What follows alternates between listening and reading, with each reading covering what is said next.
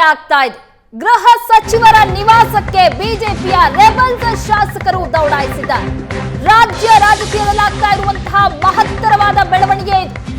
ಗೃಹ ಸಚಿವರ ಮನೆಗೆ ಬಿಜೆಪಿಯ ರೆಬಲ್ಸ್ ಶಾಸಕರು ದೌಡಾಯಿಸಿದ್ದಾರೆ. ಎಸ್ಟಿ ಸೋಮಶೇಖರ್, ಶಿವರಾಮ್ ಹೆಬ್ಬಾರ್ ಭೇಟಿ ನೀಡಿದ್ದಾರೆ. ಗೃಹ ಸಚಿವರಾದ ಪರಮೇಶ್ವರ್ ಅವರ ನಿವಾಸಕ್ಕೆ ಭೇಟಿ ನೀಡಿದ್ದಾರೆ. ಪರಮೇಶ್ವರ್ ನಿವಾಸದಲ್ಲಿ ಬಿಜೆಪಿ ಶಾಸಕರು ಸೀಕ್ರೆಟ್ ಆಗಿ ಮಾತುಕತೆ ನಡೆಸಿದ್ದಾರೆ. ಸಾಕಷ್ಟು ಕುತೂಹಲಕ್ಕೆ ಕಾರಣ ಆಗ್ತಾ ಇದೆ. ಈ ಸೀಕ್ರೆಟ್ ಮಾತುಕತೆ ಏನ್ ಹಾಗಾದ್ರೆ? ಪರಮೇಶ್ವರ್ ಅವರ ನಿವಾಸಕ್ಕೆ ಹೋಗಿದ್ರು ಬಿಜೆಪಿಯ ರೆಬಲ್ ಶಾಸಕರು. ಸದಾಶಿವನಗರದಲ್ಲಿರುವಂತಹ ಪರಮೇಶ್ವರ್ ನಿವಾಸದಲ್ಲಿ ಚರ್ಚೆ ಆಗಿದೆ. ಕುತೂಹಲ ಮೂಡಿಸ್ತಾ ಇದೆ ಬಿಜೆಪಿ ಶಾಸಕರು ದಿಢೀರಂತ ಪರಮೇಶ್ವರ್ ಅವರನ್ನ ಭೇಟಿಯಾಗಿರುವಂತಹ ವಿಚಾರ. ಎಸ್ಟಿ ಸೋಮಶೇಖರ್ ಹಾಗೆ ಶಿವರಾಮ್ ಹೆಬ್ಬಾರ್ ಪರಮೇಶ್ವರ್ ಅವರನ್ನ ಭೇಟಿಯಾಗಿ ಮಾತುಕತೆ ನಡೆಸಿದ್ದಾರೆ. ಸೀಕ್ರೆಟ್ ಮಾತುಕತೆ ಏನ್ ಮಾತಾಗಿದೆ ಹಾಗಾದ್ರೆ? ಸದಾಶಿವನಗರದಲ್ಲಿರುವಂತಹ ಪರಮೇಶ್ವರ್ ಅವರ ನಿವಾಸದಲ್ಲಿ ಚರ್ಚೆ ಆಗಿದೆ.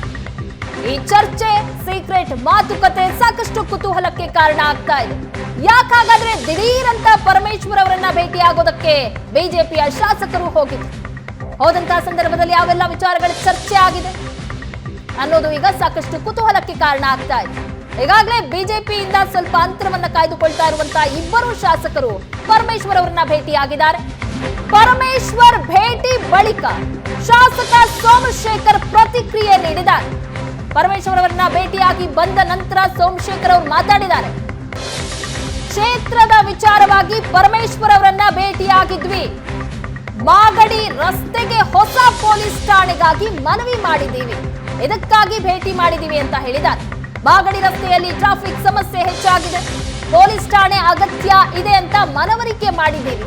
ಅದನ್ನು ಹೇಳೋದಕ್ಕೋಸ್ಕರ ನಾವು ಪರಮೇಶ್ವರ್ ಅವರನ್ನ ಭೇಟಿಯಾಗಿದ್ದು ಅಂತ ಸೋಮಶೇಖರ್ ಅವರು ಹೇಳಿಕೆಯನ್ನ ಕೊಟ್ಟಿದ್ದಾರೆ. ಮಾಗಡಿ ರಸ್ತೆಗೆ ಹೊಸ ಪೊಲೀಸ್ ಠಾಣೆಗಾಗಿ ಮನವಿ ಮಾಡೋದಕ್ಕೆ ಹೋಗಿದ್ವಿ, ಹೀಗಾಗಿ ಪರಮೇಶ್ವರ್ ಅವರನ್ನ ಭೇಟಿಯಾಗಿದ್ವಿ ಅಂತ. ಸರ್, ಇವತ್ತು ಪರಮೇಶ್ವರ್ ಅವ್ರನ್ನ ಭೇಟಿಯಾಗಿದ್ವಿ. ಕಾನ್ಸ್ಟಿಟ್ಯೂನ್ಸಿ ವಿಚಾರ, ಮಾಗಡಿ ರಸ್ತೆಗೆ ಒಂದು ಹೊಸ ಪೊಲೀಸ್ ಸ್ಟೇಷನ್, ಒಂದು ಅಂದ್ರಳ್ಳಿ ಬ್ಯಾಡ್ರಳ್ಳಿಯಿಂದ ಡಿವೈಡ್ ಮಾಡಿ ಅಂದ್ರಳ್ಳಿ ಪೊಲೀಸ್ ಸ್ಟೇಷನ್ ಮಾಡ್ಕೊಂಡಂತೆ ಟ್ರಾಫಿಕ್ ಜಾಸ್ತಿ ಮಾಗಡಿ ರೋಡ್ ಅಂತೇಳಿ ಎರಡನ್ನ ಅವರ ಗಮನಕ್ಕೆ ತಂದಿದ್ದಾರೆ. ಎರಡೇ ವಿಷಯ.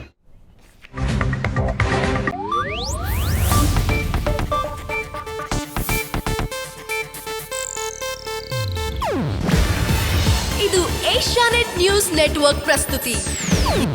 ನೀವು ನೋಡ್ತಿದ್ದೀರಾ ಏಷ್ಯಾನೆಟ್ ಸುವರ್ಣ ನ್ಯೂಸ್.